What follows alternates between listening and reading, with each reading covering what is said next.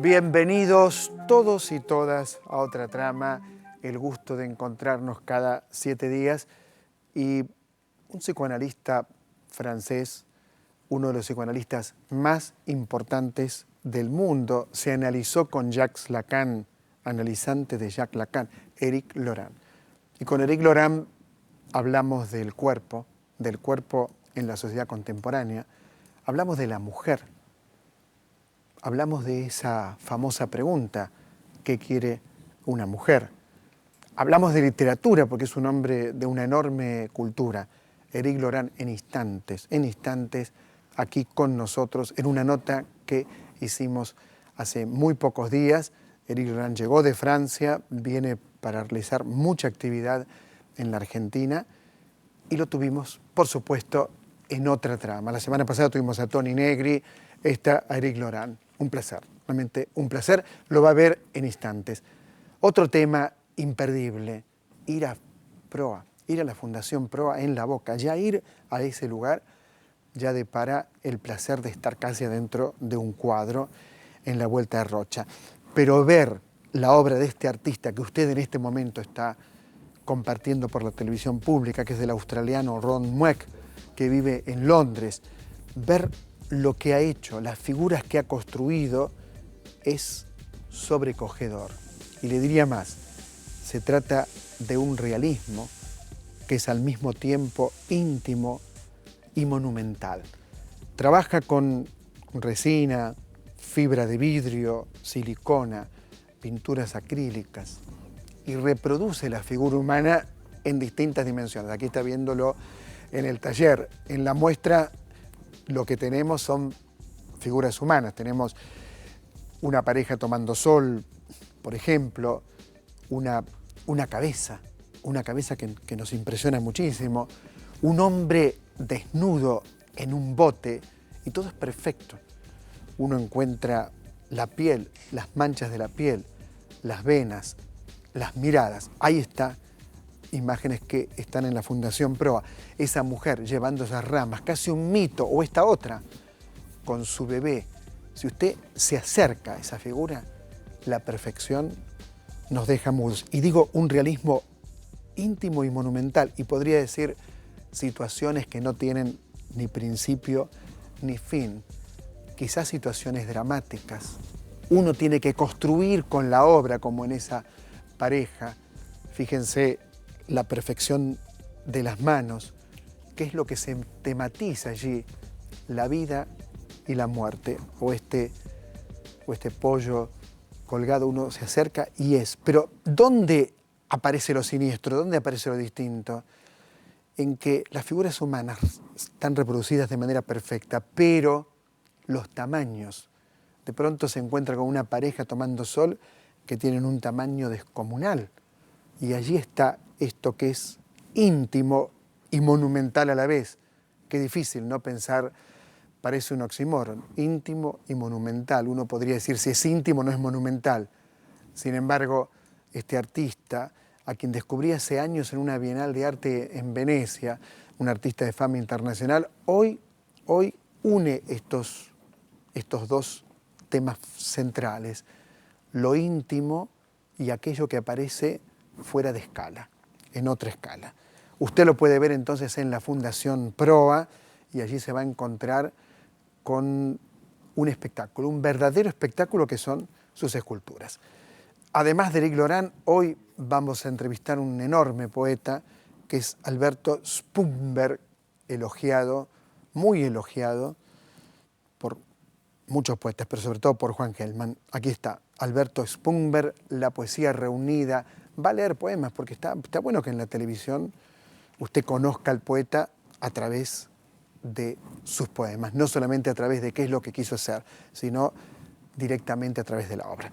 Bien, dicho esto, vamos ya a la nota que le hicimos, y preste mucha atención. Son 2 bloques, y los 2 bloques tienen, en mi opinión, una enorme sustancia por Éric Laurent, obviamente. Éric Laurent en la televisión pública, en otra trama. Lo vemos.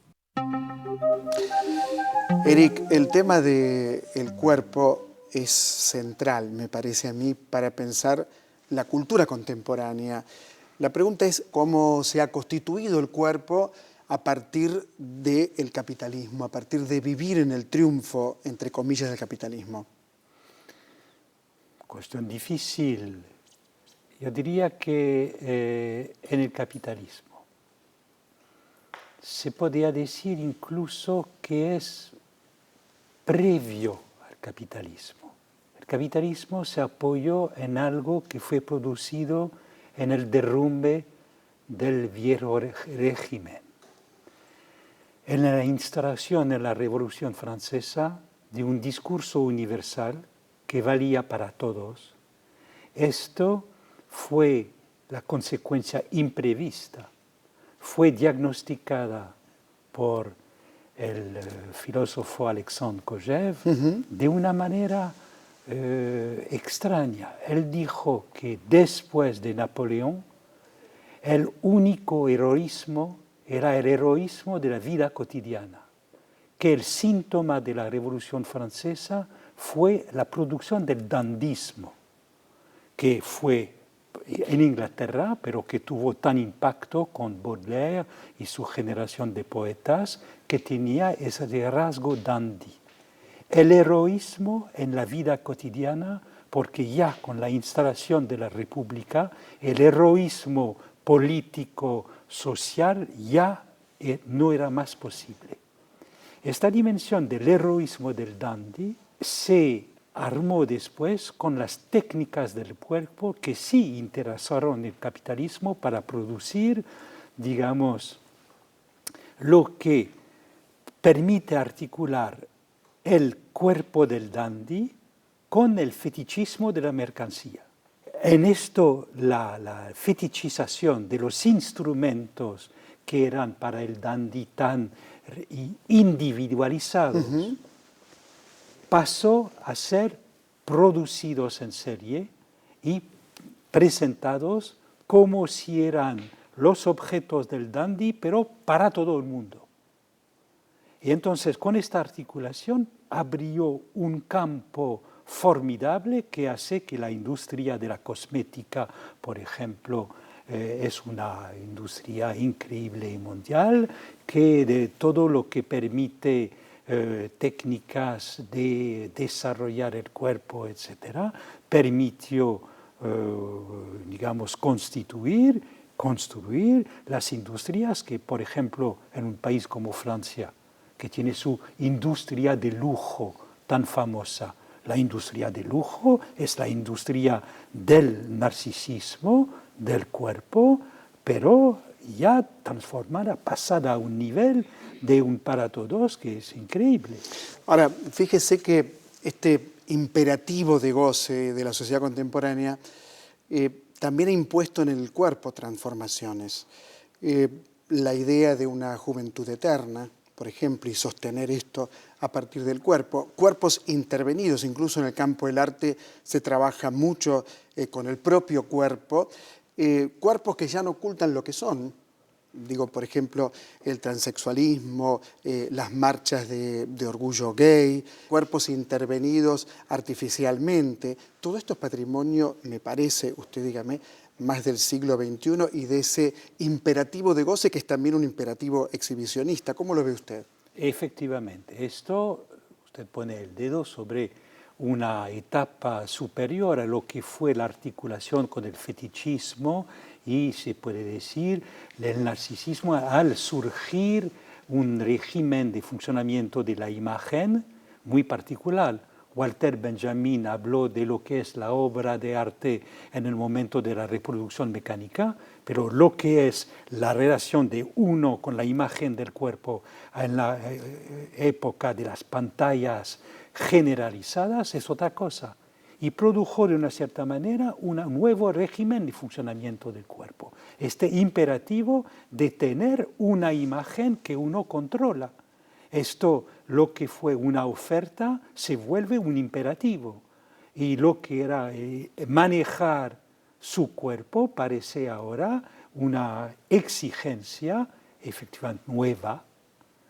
Trabajar con su cuerpo. Los artistas siempre muestran el camino, tienen un pequeño adelante, pero ahora, digamos, todo el mundo trabaja con su cuerpo. Es claro que los periodistas ahora trabajan con su cuerpo, poder pasar a la televisión hace una barrera entre los que pueden y los que no pueden pasar con esto. No solamente en televisión, sino en los otros medios de pantallas. Pero todas las profesiones ahora hay esta exigencia de presentar una imagen posible delante en este abanico de concurrencia que hay, toda manifestación filmada en YouTube, etc.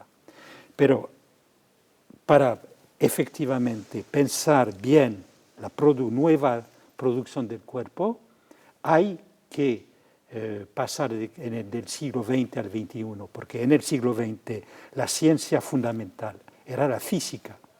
Fue la ciencia que produjo los problemas del siglo XX, la bomba atómica, la energía nuclear, bla, bla, etc. El XXI es la biología, y la biología permite una intervención en el cuerpo y de una manera absolutamente inédita cuando se juntaron la biología con digamos, la industria de cálculo de masas. Fíjese que usted nombró YouTube, nombra las redes sociales. ¿De qué manera, en su opinión, esto ha impactado en la subjetividad? Hoy lo privado, lo íntimo, aparece permanentemente en las redes sociales. Parecería ser que todo está expuesto, que cualquiera puede hurgar sobre su vida si usted quiere que hurguen sobre ella, no tiene más que subirlo a las redes. Hay relaciones amorosas por Internet, hay sexo a través de las redes. ¿Qué piensa usted de esto y qué dice el psicoanálisis de este fenómeno? El psicoanálisis sigue diciendo, hoy hay que interesarse a los artistas que tienen un poco de adelante, y después el psicoanálisis dice hay que proteger el sujeto de sus excesos. Pero Andy Warhol fue el primero que dijo que en el régimen democrático de la imagen, todo el mundo tendría 15 minutos de celebridad en su vida. El héroe, no solamente el héroe de la vida particular del dandismo, sino el dandismo para todo el mundo. Y lo que Warhol anunciaba. Y se realizó. Con YouTube, con todo esto, todo el mundo puede entrar en la video viral del momento. Y las videos virales que circulan son héroes, digamos, comunes que pasan a ser ahora héroes mundiales con el sistema de esta nueva industria que conocemos. Ahora, fíjese, usted dice héroes, ¿no? Y se habla muy a menudo, sobre todo el psicoanálisis, habla de la caída del padre, que de alguna manera supone la caída de cierto liderazgo. Pero de pronto hay nuevos liderazgos. Por ejemplo, el Papa Francisco parecería ser que asume el liderazgo de transformar la Iglesia. ¿Ha cambiado el lugar de los líderes y de qué manera ha cambiado? Precisamente cuando tomamos una institución tan antigua y que se va a hacer con el liderazgo como la Iglesia, supieron inventar sus líderes con formas diversas. Cuando fue el momento efectivamente, de la caída de la Unión Soviética, el Papa polonés era una invención formidable. El tipo que podía dirigirse a la juventud polaca, no tengan susto. Juan Pablo. Juan Pablo, tipo de un carácter fuera de las normas. Pero después, con Ratzinger, que era tan rígido, tan perdido en sus libros, jugando Mozart, encerrado solo en su cuartito, digamos, había una distancia, efectivamente. Entonces, inventar un jesuita argentino para tener ese estilo casi franciscano, para definir la Iglesia como un hospital de campaña en el centro mismo de la batalla.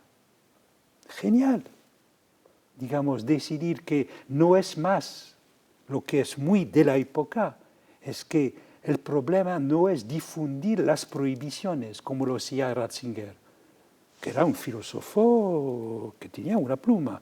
Hacía, digamos, sus decretos papales son de una limpidez, de una claridad. Sí, me llamó la atención que Giorgio Agamben le dedique un libro, esto me llamó la atención. Sí, por supuesto. Digo, no sé si merece un libro. Lo que merece un libro, como lo hizo Agamben, el acto de renunciar. Y también fue la revelación pensar que Agamben tenía un doctorado en teología. Sí, no sabía. Esa era la faceta escondida de Jorge. Usted es un francés bastante argentino también, porque aquí ya es muy conocido, muy famoso, muy respetado, muy querido también por mucha gente. Viene de un país que es la cuna de la cultura en muchos aspectos. Ahora bien, se opusieron con uñas y dientes al matrimonio homosexual en Francia. Y la segunda fuerza política es de Le Pen, de la hija de Le Pen, es decir, lo que significa la ultraderecha. Mientras que en América Latina está Dilma en Brasil, Cristina en la Argentina, Correa en Ecuador.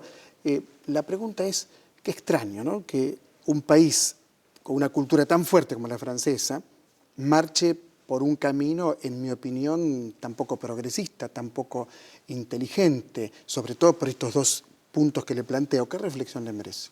Francia es al mismo tiempo, se reinventó después de la Revolución Francesa y su cultura que existía antes se reinventó en la época y inventó figuras de cómo hacer con la cultura, los intelectuales, una relación con la literatura, del siglo, que se instaló en el siglo XIX. No creo que sea tan vigente ahora, pero es verdad, siguen algunas figuras. Y no por azar, los grandes escritores franceses ahora que tienen un impacto son mujeres.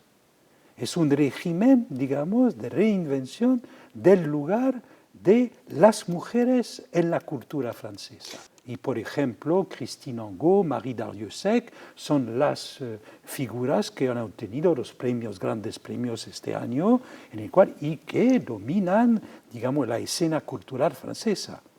Y en este sentido creo que tenemos, después de la Revolución, un país profundamente fracturado. La Francia es un país que efectivamente tiene su derecha y su izquierda que son profundamente separados, mismo si actualmente no se ve bien a un cierto nivel político, pero al nivel de la cultura, esto sin ninguna duda sigue siendo una lucha para la cultura que es distinta. Estamos conversando con Éric Laurent, notable psicoanalista francés en la Argentina, y lo vamos a seguir haciendo en el próximo bloque, por supuesto en otra trama por la televisión pública. Ya volvemos.